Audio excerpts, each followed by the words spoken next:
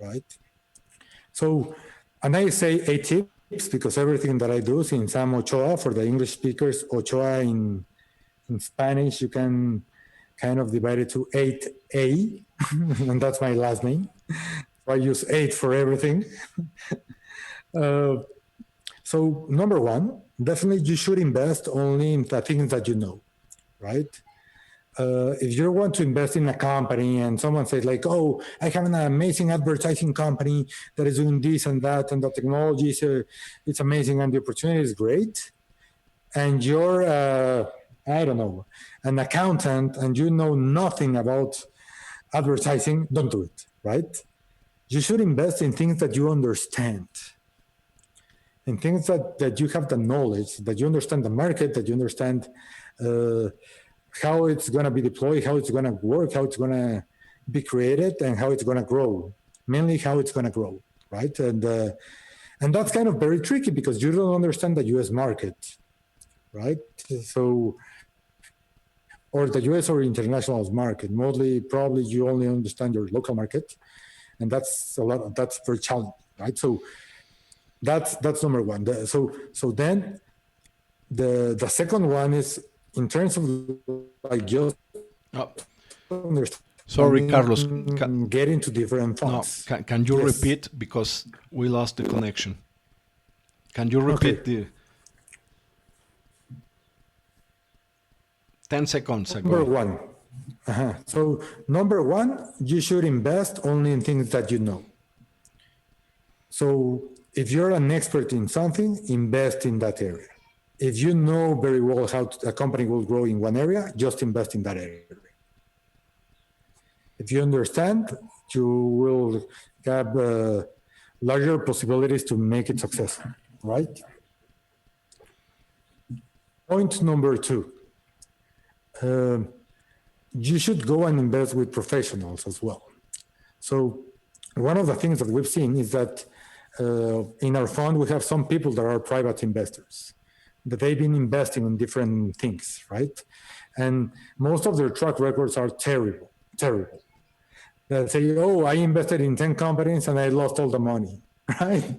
Things like that. Or I invested in 10 companies and one is out there trying to do something, and it's, I believe that you should get closer to the funds, mainly because we have a methodology. We of course, it's still risky, right? But we have like a lot of controls and methodologies in place and knowledge of the markets to kind of like manage that risk, to make it less riskier. So for us, it's out of every 10 investments, we have 5 that are winners. So we're half of them. And just even with one of the companies that gets acquired right now at the valuation, you're able to get your money back. So, and every every successful fund will have a methodology, will have their norms. So it's try to understand more how funds work or how successful investments work before making an investment, right? The third one is that you need to know your math and the math. Sorry, Renzo, but sorry, but now you lost half of your audience. They heard math and say, oh, no, turn it off. But it's, you need to know all the financials of the companies, everything. When I say the math is that everything needs to add up and be consistent and understood. You need to understand exactly how the companies are going to make the money back in terms of the financials. How much money do they have? How much they're raising? For what? So it's know the math, then know the market, and then understand how will that get into the market as well. And the founders as well, and how that will work for you.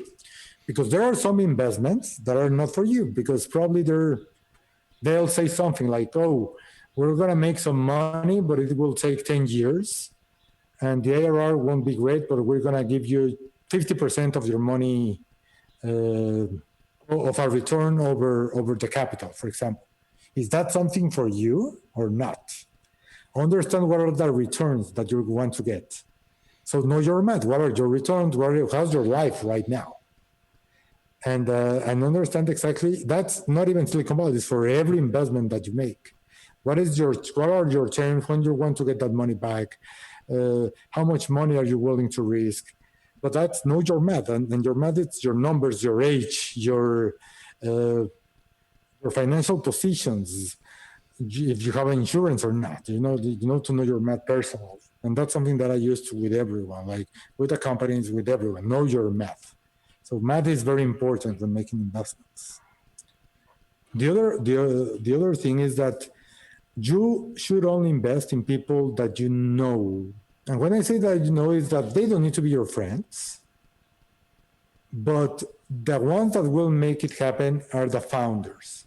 So you need to trust the founders and understand where are they coming from and understand exactly what is their motivation. Because ideas for making people rich, there are a lot, right?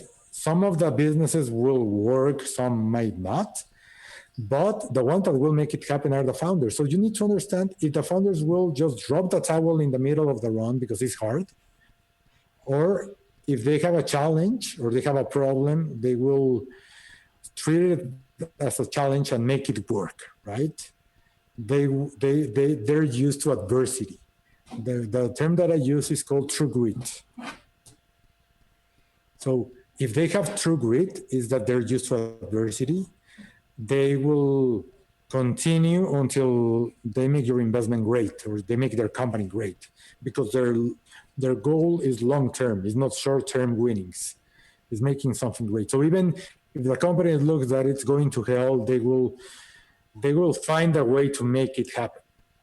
So know your founders and know if they have true grit. We actually, when we're betting the founders, we have a questionnaire and some behavioral science behind that, and some math, of course, just to understand who are like the ones that have a better level of true grit, right?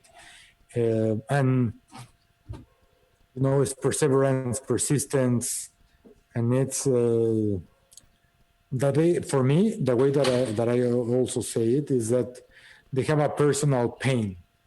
They're trying to solve something that is personal for them. Okay, interesting, right? That it's, for example, we have one founder that it's Edricio de la Cruz from Marcos Financial. His company is about bill payments, right? And now they're one of the largest bill payment companies in Mexico. It's probably number 2 and one of the largest ones in Latin America.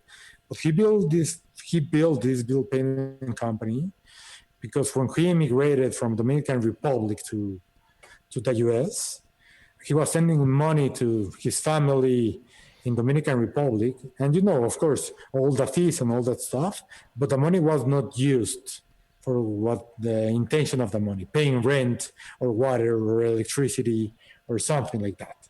Probably someone was drinking it all, right? So he said, I want that I can go to Western Union and pay the rent from my grandma, or pay the water or electricity, pay the bills, or everything. Directly to pay the bills. Right? This money is for the bills. It's not for the party, right? Or for the quinceañera party. So for him, it's personal, right? It's not like, oh, I want to build this company because it's a great idea. I know the pain and I want to solve it. I love that. And for me, the fund, this is personal. I want to help Mexico, right? The financial infrastructure in Mexico is terrible. In Latin America, it's terrible. We need to fix that. And we need to bring financial products and financial services to the population so we can be wealthy as a society, right? Education as well. So that's definitely something that you need to take a look into it, right? Number 5. Number 5 is that you need to understand the technology. And it's not, so, like I would never invest now in a company that it's, oh, I know my uncle, it's in the government and he's able to help me sell this stuff, right?